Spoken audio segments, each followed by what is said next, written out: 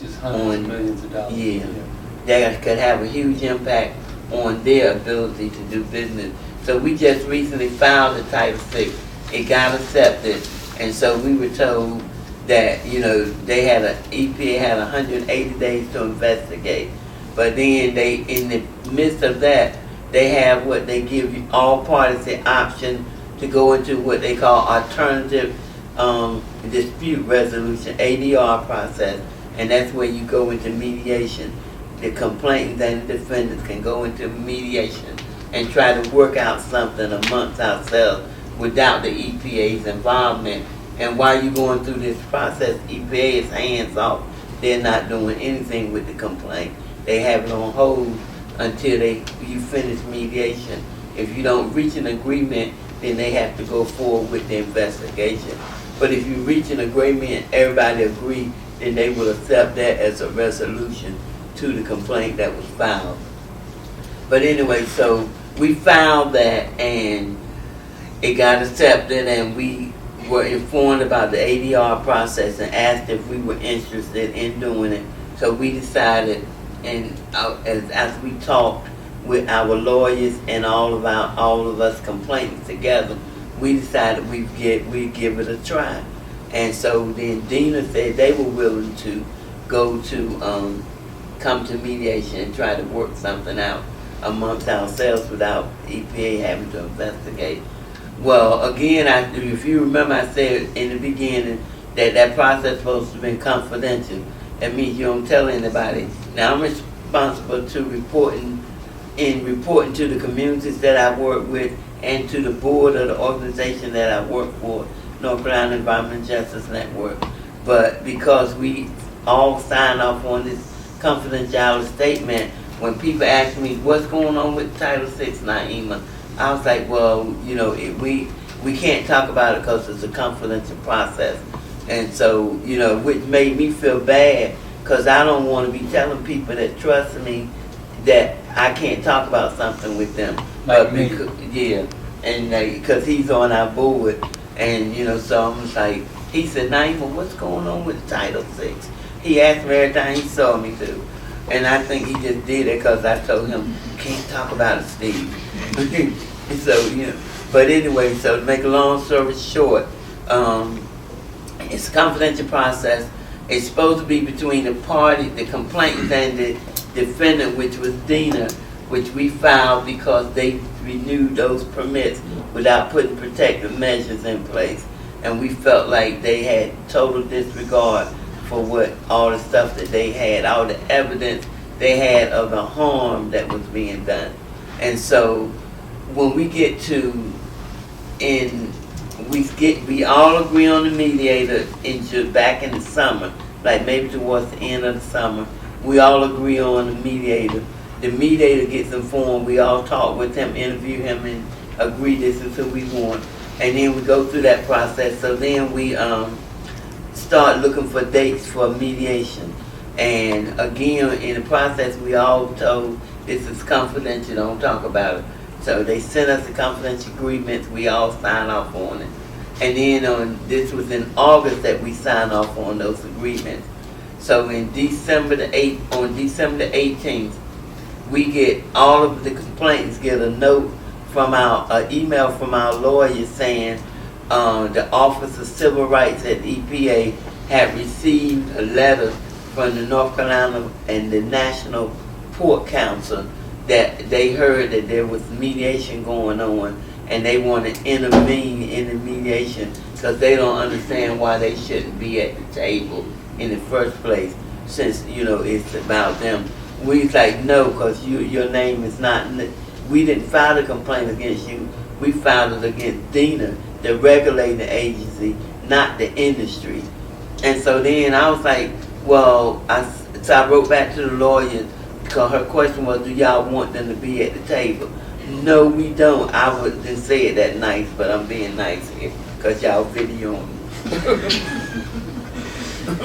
But I was like, no, we don't want them at the table because our complaint, it was not against them. It was against Dina as the regulating agency who we know is in bed with them, but we didn't, that's their problem. They have to work that one out. but we are not, they can't come to this table. And if they come, we walking. So we sent that letter back to them and to Dina so they would be aware of our position. And we sent it to the mediator. We don't want this. And so that everybody was fine. So this was in December. Mediation set for January 13th, 14th. We get to mediation on January 13th, the morning of the mediation, and I pull up in the parking lot of the Office of Civil Rights at UNC in Chapel Hill, and I pull up in the parking lot, and the port counsel sitting out there in the car. And I was like, I know that ain't that port counsel. And what are they doing in this parking lot? So I went on in the building, and we sitting in the conference room. Then the mediator comes in the conference room and says to us, the port counsel is here. What do y'all want to do? What do you mean what we want to do? What did we tell you? They're not coming up in here with us. And if they come in this room, we walking. And so, but the question for me was, okay, so if this was confidential, how did they find out that this was going on? Who told them? Did the EPA tell them, or did Dina tell them? Dina is formerly Dina, now DEQ, Department of Environmental Quality, they call themselves now. So we are saying, did they tell them or did EPA tell them? So, well, that's what we were saying when we got the letter. But then when we arrived at the mediation, they showed up there. We knew right away because nobody had told her but DEQ, because EPA didn't know any dates about the mediation. They didn't know where we were going to be because they hands off in the ADR process. So they had none of this information. So it meant that Dina had to be the one to tell them. And so for me, that was like, think that this getting ready to be an honest process here, that you honestly coming to the table to try and negotiate, some kind of resolution to this problem. And so, and I'm going to say it while y'all filming it because everybody needs to know. They, they still expect us not to talk about it, but I tell them, give me a mountain and a bullhorn, I'm going to tell it everywhere I go what DEQ did. Because I think this is last week. It was last Wednesday. Last Wednesday. So we had mediation set for 2 days, January 13th, 14th, from 9:30 to 5:30 in the afternoon. All of us have set aside everything we do and said to people, I'm not available these 2 days, and going to mediation. We get up there and we have one full day that was half participated by them, and because they were pissed that we didn't let the port counsel in the room. And then the second day, the end of the first day, they inform us that they can't be there the whole day. The next day, they have to leave by 12 because the waste management program officer had to be somewhere so need to leave by 12. And so to ensure that they all left together, they came in one car the next day because they want to make sure don't nobody stay past 12 o'clock. And I'm still pissed off, and all mine don't care. And they intentionally doing business in the way that they doing it and allowing industry to come in and have their way. And I think that that's disgusting and something needs to be done about it. And DEQ need to be penalized for doing that because the pork industry in North Carolina has been like the mafia over the years, okay? I mean, they had literally been like the mafia. When I first started working with communities living with these animals, they were petrified when you said hog because of the way they had been treated by the pork industry. And so they didn't. I was going to ask at this point, were there any questions or... Kim Allen.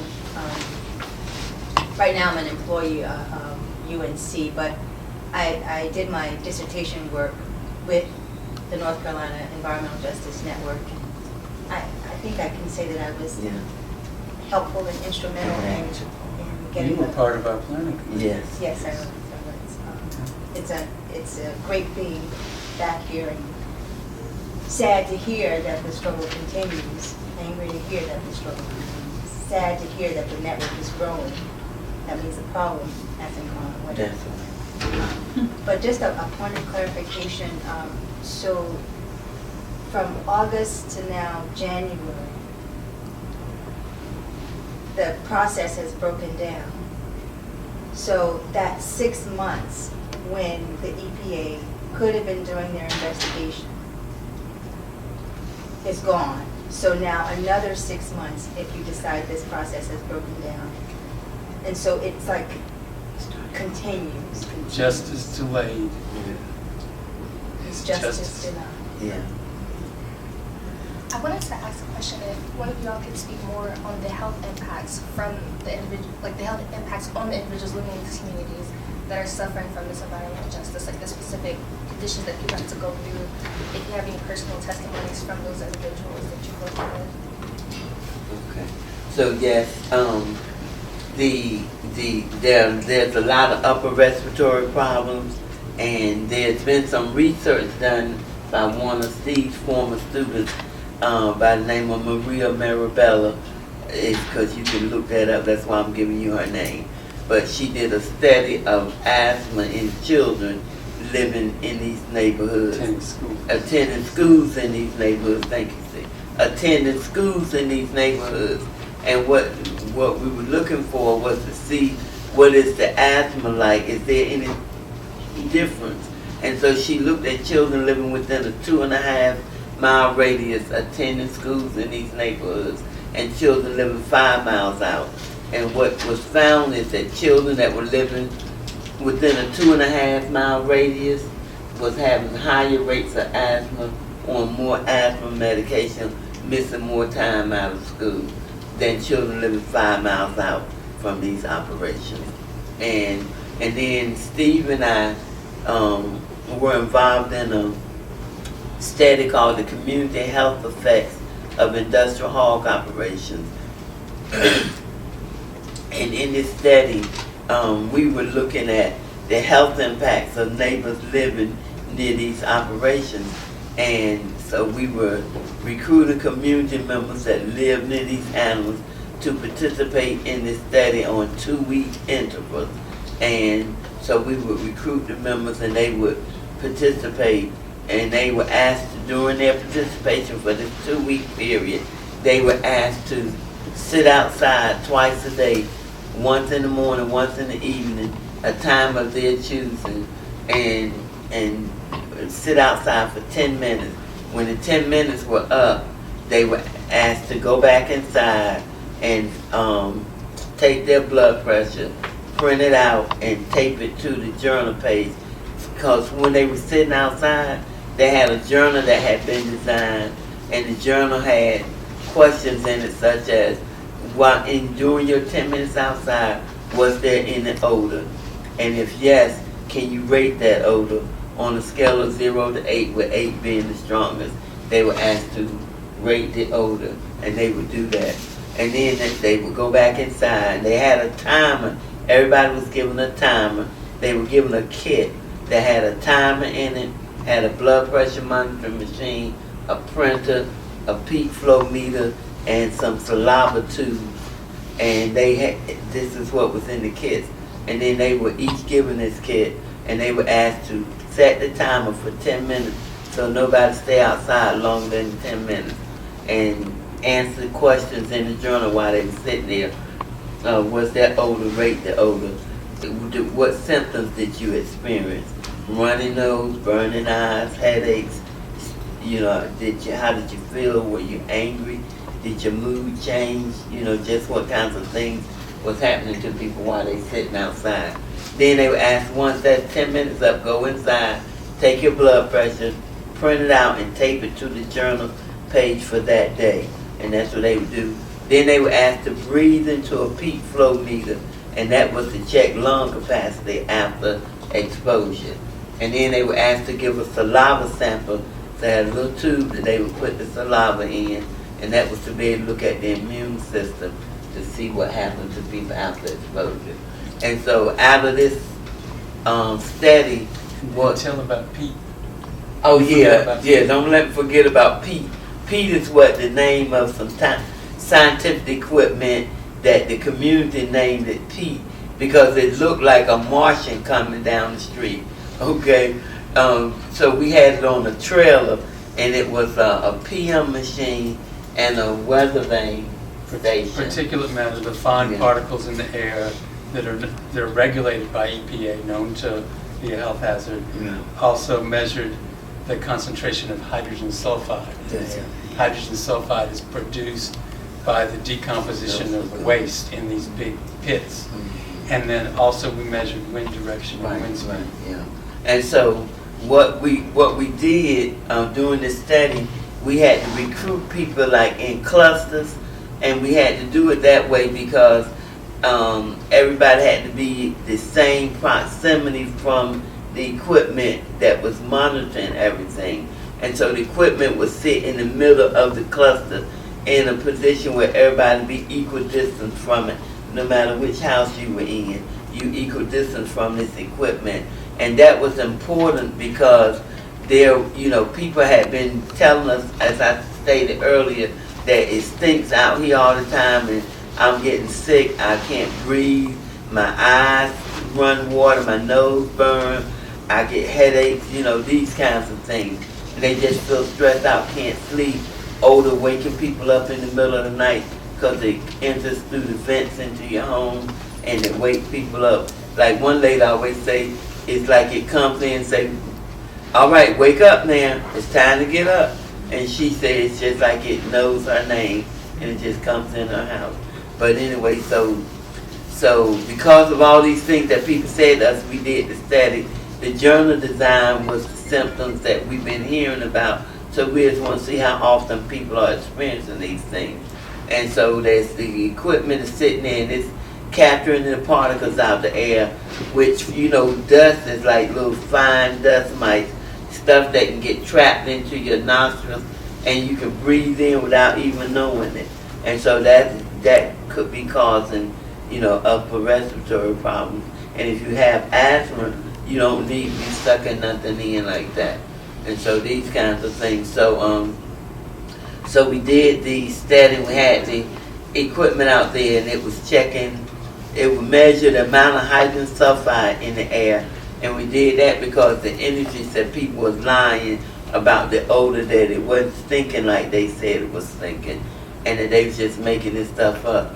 So as people documented odor and rated odor, the equipment was monitoring the same odor that people smell, and it's giving its own measurements of how much of it is in the air. And so, and everybody would do that for 2 weeks. So every day they did the same thing every day for 2 weeks. And we had many communities to participate. And then all the data was collected and analyzed.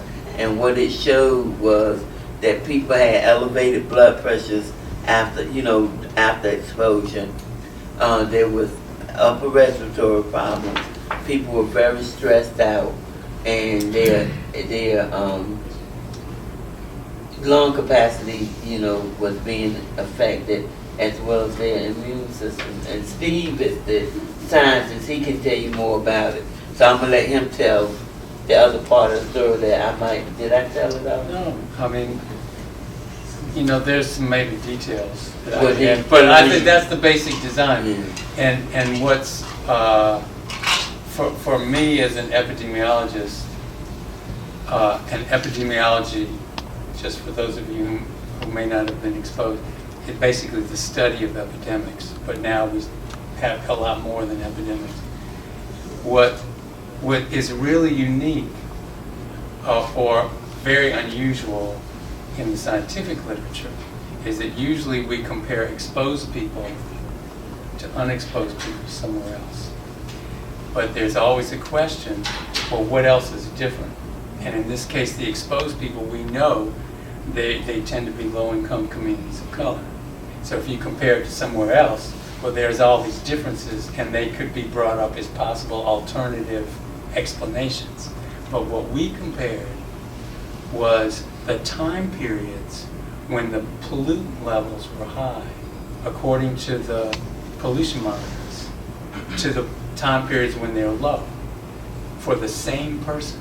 So each participant was her own control. Each person is both exposed and unexposed. So all the other factors like occupation, diet, health history, your family members, whatever else, like whether there might be this was all non-smokers, but if there was a smoker in the household, all that's constant. Those are not possible explanations. So the evidence that we produced really is very strong, showing that it's the pollutants from these facilities, not some other factor that's different between people who live around them and people somewhere else. So that's, and Naeema described, and it was so great. I was personally gratified throughout this whole process because Naeema is teaching the science to the community members. I mean, that's a lot of what your role was, is Naeema worked with every community we were in. And she's explaining the study design, and the children, in many places, the children, they're really interested in seeing all the equipment, the glass tubes and all the stuff. And they became interested in, and some of them actually ended up coming to UNC as students. Yeah. Yeah. We have a question. Go over here. Yeah, I wanted to, I assume this is going to be very valuable in terms of your litigation or your Title VI, right? But it's also important, I think, politically. So I have a further clarification of your request for clarification. First, I don't know why you're bound to continue mediation when DINA has renewed contracts with the DEQ, when DINA invited industry, violating trust. That's part of the sort of question. And the bigger question is, what can we do to really, with the extraordinary movement building and education that you're doing, which is really difficult and challenging to get people to really feel empowered to take this on, what can the campus and the community do to support you? Are there anything, petition campaigns, legislative lobbying? And it was important you mentioned the governor in specific to do, but he appoints DEQ, Oh, am I yeah. right? Oh, and yeah. the legislature. So they're, it's all about money and power. And so just, what can we do to really raise the level of anger over this and support you? All right, so at this current time, we're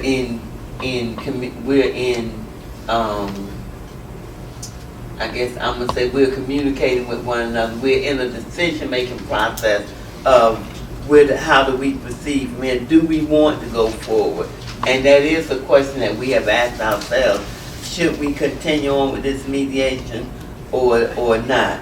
And then, or should we just step out and notify EPA that they need to finish the investigation and then report all the things that have happened and demand that they do something about it? And I will tell you already that the EPA was in town last Friday at Research Triangle Park, where they were having a listening panel on their Title VI program because they are doing rule-making changes. And so some of the rules that they want to change, we were in opposition to because they want to extend the amount of time it takes for them to do stuff, which for us is already a longer time period than it ought to be. So now we said no, instead of extending, you ought to be talking about how do you shorten this stuff instead of making it longer. So we did talk to them, and I did tell this whole story to them because again, like I said, I'm really ticked off, and I don't feel like being quiet or respectful to DEQ at this point. And so, you want to roll like this, well, let me show you how I roll, okay? And so, what we are needing from you all probably is going to come later, okay? Once we decide how do we actually proceed. But there is, I know for sure, eventually you're going to see it all over the media, or you may see it all over the media, because now the media is corporate owned too. So how much of this stuff actually get into the news is dependent on who we get as a media person and what kind of backbone they have.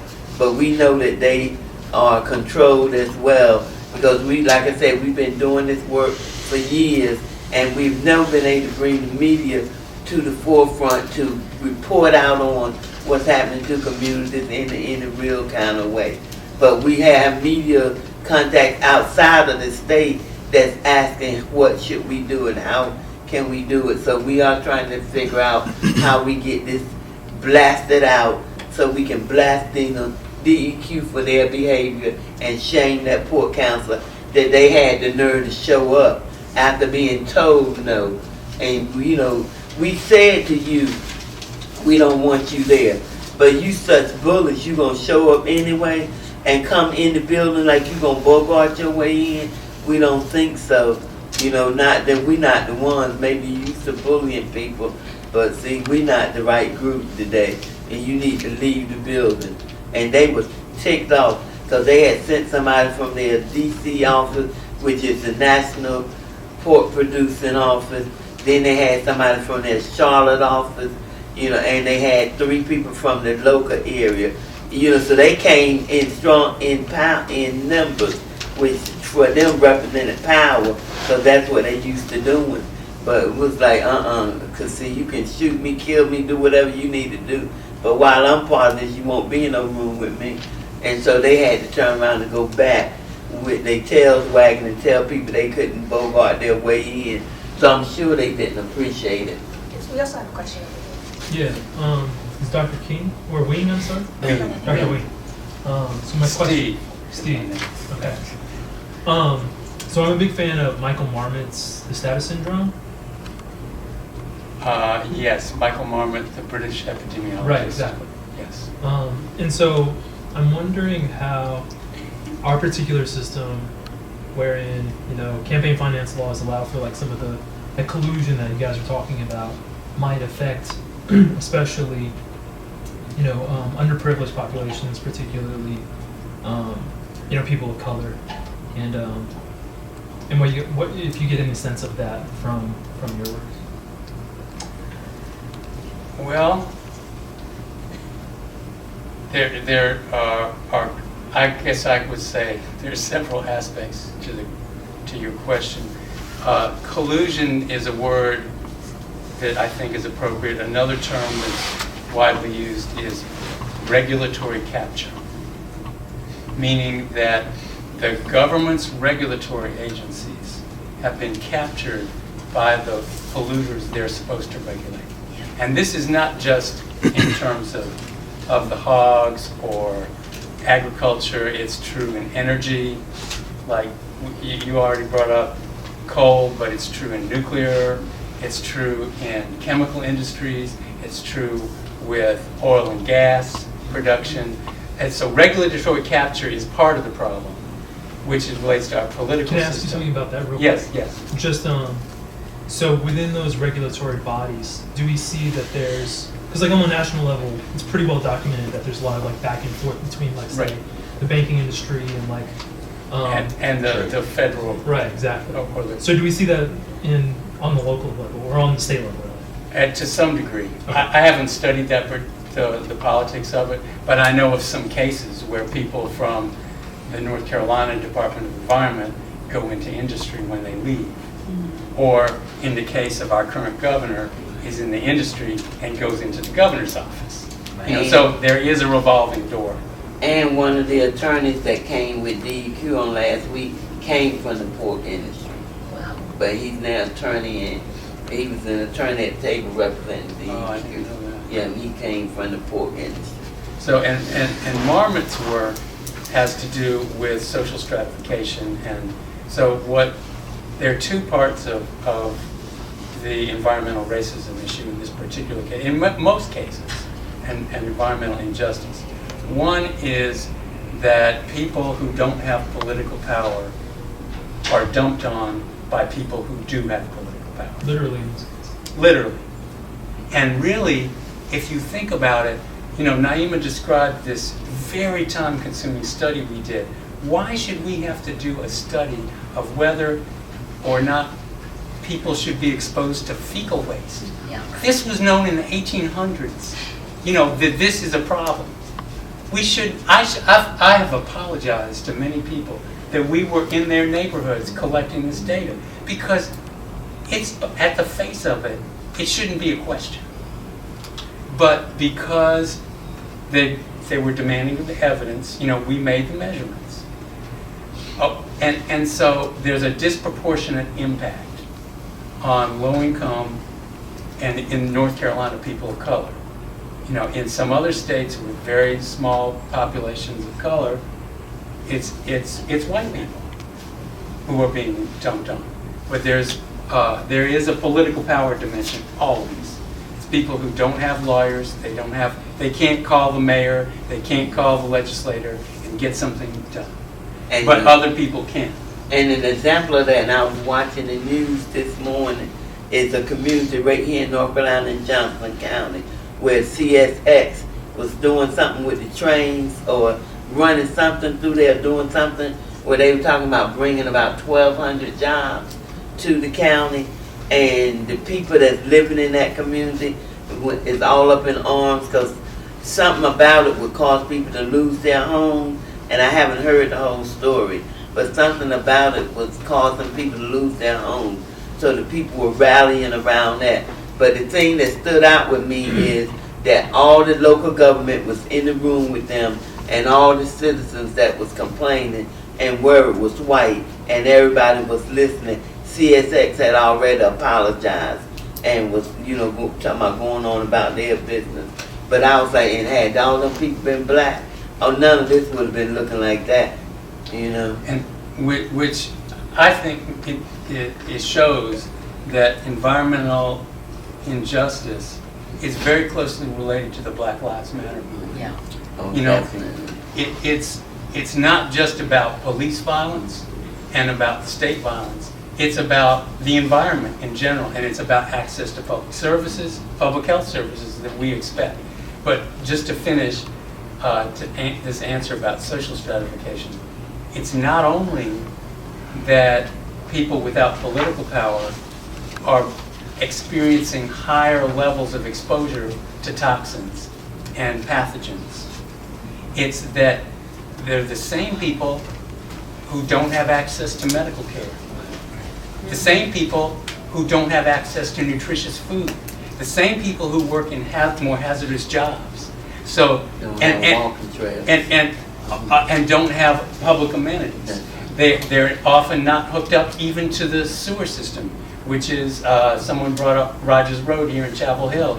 Historically, has not had access to Chapel Hill's sewer system, but universities dumping its waste in their neighborhood.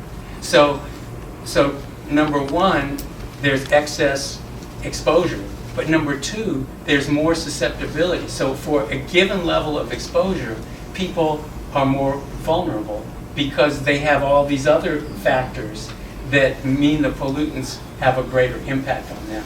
So it's kind of like it's a negative feedback almost. It's a double whammy, you could say. And so I was, and excuse me 1 second, Kim, I see your hand. But I was also saying, in answering your question, what do you do? So I went and told this long story. Y'all can stop me anytime you get ready, because I love telling stories. But anyway, so we're not sure where we're going to need you at, but I would guess, and just from what I know, that there's going to come a point where we're going to have to call on the public to say, notify our local governments of your, you might say, well, we don't appreciate or we don't support your treating people in this manner, and being, if you're a regulating agency, how you going to be on the side of industry and regulate them at the same time, something. We may need you in some way. You might have to say, try to get on the bus and come to Raleigh, and let's meet out at the legislative grounds to let them know that we're not pleased with this, and we support these communities' right to clean air and clean water and safe environment. So by example, in May 2015, just this past May, we, along with other organizations, sponsored a rally for racial and environmental justice. And there were speakers from NAACP and other organizations that have been involved in the Moral Monday movement here in North Carolina, which has been very important for pressing for civil and social justice, civil rights and social justice. And so we had a rally in the state capitol grounds. And our next rally, maybe you can help us, come and support this, because the public officials need to know that it's not okay. Right. And then the governor, who's supposed to be representing people, held a rally in Raleigh, and they had about 250 people to show up. and they bragged about how large their rally was, and that the governor, there's a video showing the governor talking to them and calling them friendly, clean family farmers, and he doesn't understand what these environmental groups are talking about and why they trying to stir up stuff with them. And You just know, this to is the governor. imagine the scale. This just suppose the city of Chapel Hill had no sewer treatment for all the homes, apartments, dormitories, all the businesses that have toilets that flush. Suppose there was no sewage treatment plant and all that stuff was dumped in open pools of fecal waste. Some of these hog facilities produce as much waste as the city of Chapel Hill for one of the facilities, and there are over 2,000 in the state. And there's, according to the U.S. Census of 2010, there are 1 million people, approximately, that live within 3 miles of these permitted facilities. So my question, I wanted to know a bit more about organizing and how your organization is structured, and sort of how we as students can sort of get more involved with these organizations and more. Email address. Email address. Yeah. So you can go to our website, which is www.ncejn, which is just the acronym for our name, .org. And on our website, it'll have contact information as well as it shows you all the issues we deal with. There's a couple of videos up there that you might And under like the to take a issues, look at. please look, those of you who are interested, please look at our statement on climate change and Yes. climate justice. Please look at that. Just add a comment that for people to think about, and that is the uniqueness of the relationship between a university researcher and a community group. This one in particular is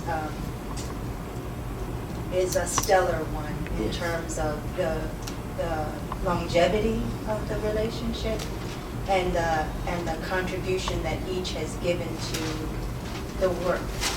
And it's something for students to think about when they are working with community, to think about what kinds of relationships that you're developing and the impact of your work, and to look to this model, to them as a model for that kind of engagement. And there's a series of classes coming up right up here at UNC at the School of Public Health. Dr. Steve Wing, I was going to say Dr. Wing, but he'll do something to me when we leave here. So anyway, Steve dedicates one semester out of every school year to environmental justice. And it's an 8-week course, and we have these classes. I facilitate the classes. Community members come in and tell the stories about what they're dealing with. The students are charged with listening, devising a way that they can assist that community. And so this is our 15th year for this class. And over these 15 years, we have many students that's working out in the communities that we're working with, helping in whatever ways they can. And they've been able to bring many resources to the community, as well as teach community members things they would learn at any other place or any other way, like how to do water samples, soil samples, how to swab for looking for MRSA, these sorts. But there's all kinds of things that the community have been able to learn from these partnerships, as well as the students are learning from the partnerships. They're learning that they don't know it all. And as you go into somebody's community, you can't just go in and be a know-it-all. You got to submit yourself to that community because you can't tell their story. So that's Epidemiology 786, if you want to look it up. And I think that's a great stopping point for now. And so I really thank y'all for coming so much to the course. Thank you.